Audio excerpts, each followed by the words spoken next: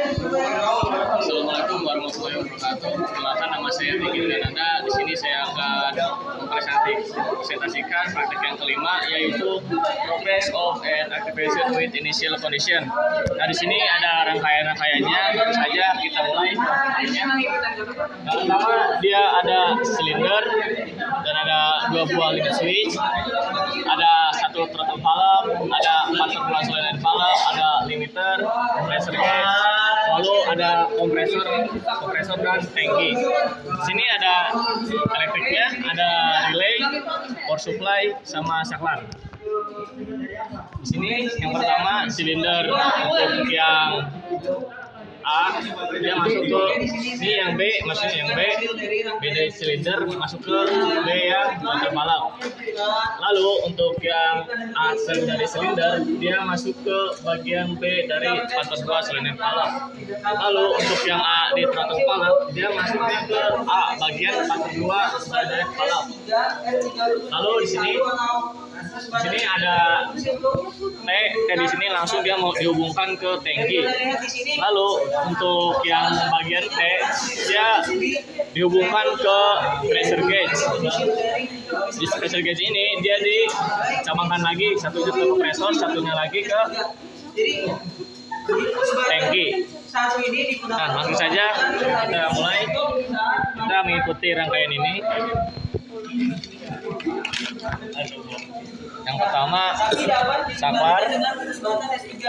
saklar dihubungkan inputnya ke power supply. Nah, untuk output dari saklar, dia masuk ke push button yang normally open. Lalu untuk keluaran dari push button ini, dia masuk ke limit switch yang input yang normally open. Lalu keluarannya dia masuk ke push button yang kedua untuk tombol stop. Lalu untuk outputnya dia menggunakan normally close yang akan dihubungkan ke relay K1, dan output dari relay K1 dia ke negatif 24 volt DC.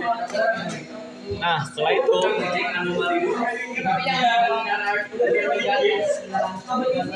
relay K1 yang normally open, dia masuk ke sambungan dari power supply. Lalu setelah itu keluaran dari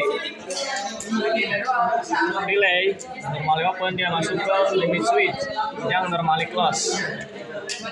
Lalu keluaran dari limit switch dia masuk ke sini, ke limit switch outputnya.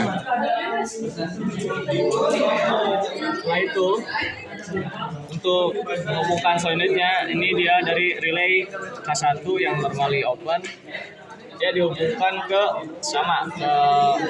power supply. Lalu ini untuk sambungan solenoid valve-nya. Yang pertama yang merah, dia masuk ke output dari relaynya yang normally open. Lalu keluarannya dia ke minus 24 volt DC. Lalu saja kita mulai.